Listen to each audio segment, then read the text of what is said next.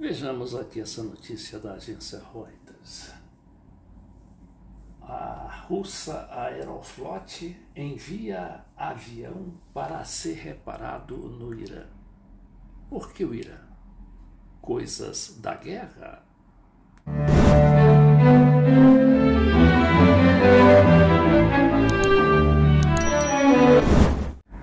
Depois dos drones iranianos que estariam fazendo ataques ali a favor da Rússia na guerra com a Ucrânia, agora são os serviços da aerolínea iraniana que vai se responsabilizar pelos serviços de manutenção da Aeroflot, segundo essa mesma notícia da agência Reuters.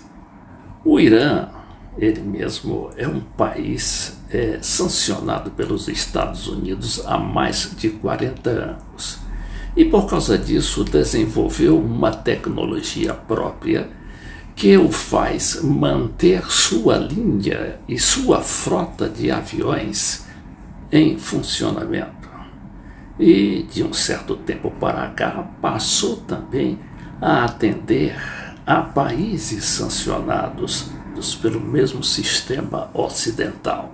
É o caso da Venezuela, por exemplo, que até importou a tecnologia de engenharia reversa, com a qual já está fazendo também a manutenção dos seus trens de metrô. Esse jornal aqui, Eurasian Times, fala de revolução na aviação. Diz que a Rússia mandou os seus Airbus A330 e A300 para o Irã para reparos. A Aeroflot ainda poderia mandar mais aviões. A tecnologia iraniana foi obtida desde o início da Revolução Islâmica, liderada pelo Ayatollah Khomeini. Ele mobilizou o país para a educação e principalmente para a tecnologia. E no que consistia justamente essa mobilização? Era desmontar peça por peça os aviões que haviam sido comprados dos Estados Unidos pelo Irã e que haviam sido sancionados e não podiam sair da terra, não podiam decolar em razão das sanções que, como acontece agora com a Rússia, proibiam a manutenção pelas mesmas empresas que haviam vendido esses aviões ao Irã. O mesmo está acontecendo com a Rússia. No caso da Aeroflot, que tem 173 aviões, 90% dos quais fornecidos pela Airbus e pela Boeing dos Estados Unidos. Essas empresas, como se sabe, se comprometem a fazer a manutenção dos serviços. Aquilo está estabelecido em contrato, mas só que esses contratos eles são atropelados pelas chamadas sanções, que também obrigam a Rússia a ficar ali quase que isolada do resto do mundo. E se não fosse a China e o chamado o mundo emergente, o mundo multipolar, estaria realmente ali quase que num mato sem cachorro. Mas aí, como aconteceu com a Venezuela, a Rússia recorre aos serviços do Irã.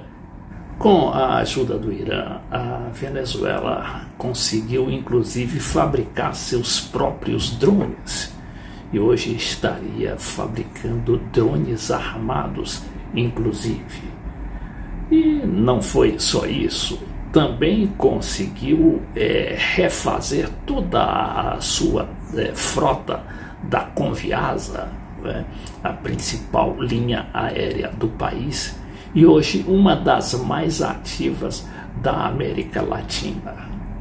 Só que as sanções também se abatem nesses aviões que a Venezuela compra do Irã, por exemplo, né? Porque eles ainda não absorveram a tecnologia de engenharia reversa como fizeram com os seus metrôs lá, né? A Venezuela mobilizou os trabalhadores do metrô, que é estatal, e já conseguiram reparar 14 dos 24 trens que estavam ali estacionados e para servir, né, de canibalização para outros trens. E foi quando a Venezuela decidiu fazer esse tipo de engenharia reversa. Tanto o Irã quanto a Venezuela, no entanto, pagam um alto preço por essa fuga, digamos assim, das sanções americanas e europeias.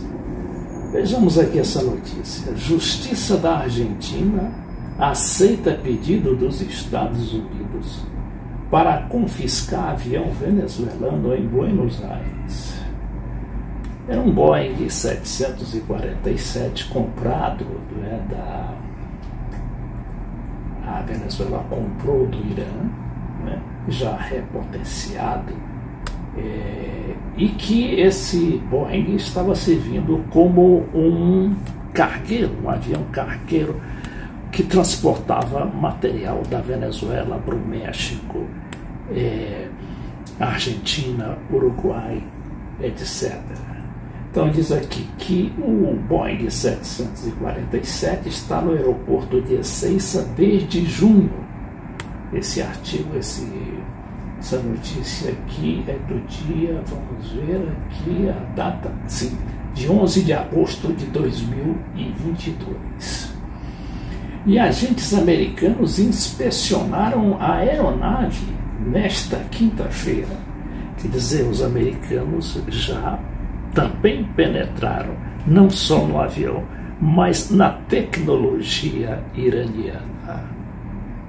Essa notícia aqui do Globo diz que a justiça argentina aceitou um pedido do governo dos Estados Unidos para confiscar uma aeronave venezuelana retida desde junho e cuja tripulação foi impedida de deixar o país. A tripulação continha, inclusive, 7 iranianos, engenheiros principalmente.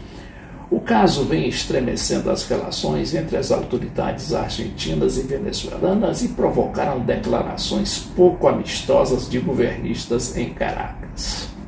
O que dizem os americanos, segundo essa notícia do Globo? A Justiça dos Estados Unidos alega que os venezuelanos compraram a aeronave da empresa iraniana Mahan Air, que é a mesma empresa que está fazendo a manutenção desses aviões da Aeroflot, que está sob sanções desde 2008.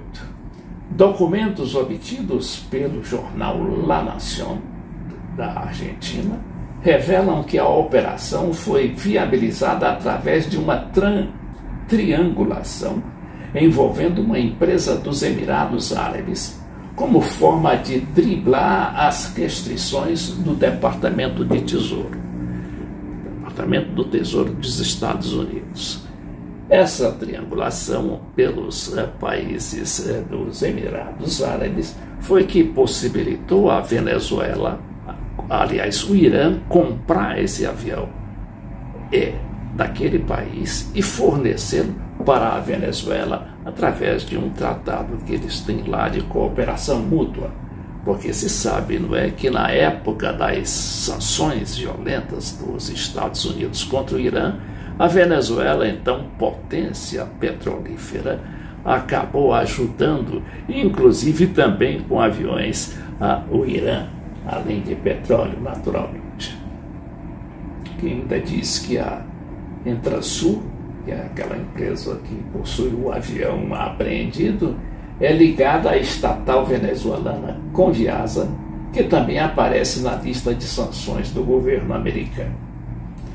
Além do confisco, a decisão adotada pela juíza Vilhena o juiz Vilhena, permitiu que agentes do FBI entrassem na aeronave, o que aconteceu na própria quinta-feira.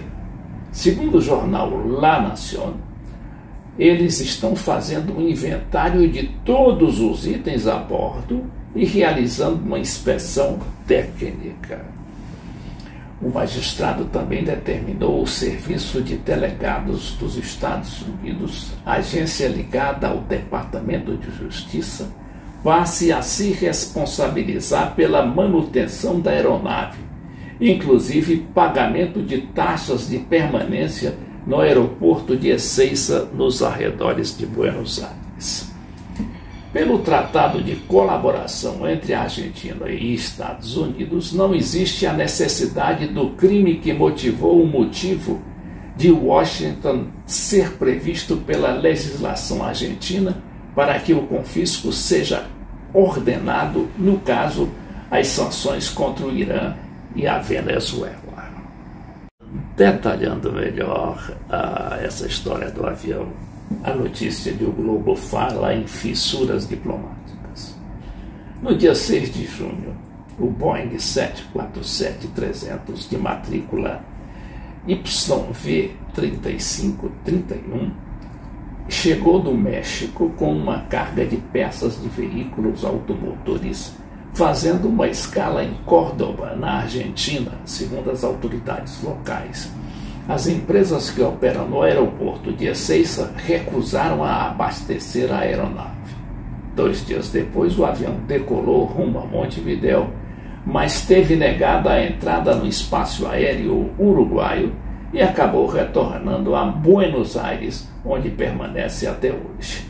Além do Boeing 747-300, a tripulação de 19 pessoas, 14 venezuelanos e 5 iranianos, segue impedida de deixar a Argentina. Esse aqui é um caso aqui que já foi resolvido. Eles já liberaram a tripulação, porque a notícia é um pouquinho antes desse acontecimento. Um deles, o piloto da aeronave Golameressa Gashemi, é suspeito de ter laços com as forças Quds, considerada o braço da Guarda Revolucionária Iraniana para ações no exterior, e com o Hezbollah, grupo político militar do Líbano, ambos considerados organizações terroristas pelo governo americano.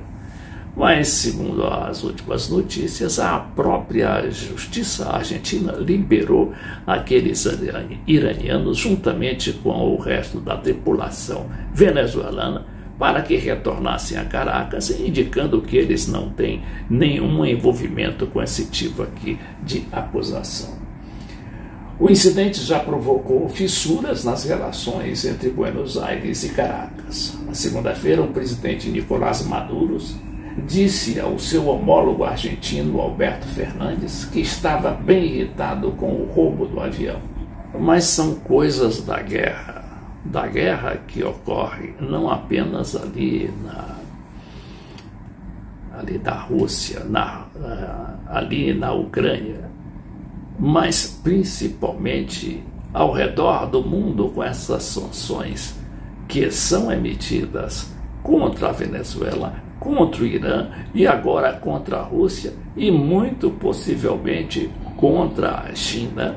Se esse chamado mundo multipolar não se impuser e começar a conviver com os Estados Unidos e a Europa, nem que seja às turras, como prometem, né? Tanto Vladimir Putin quanto o presidente Xi Jinping da China, que se encontraram recentemente e cujos acordos que fizeram não foram revelados em sua grande parte.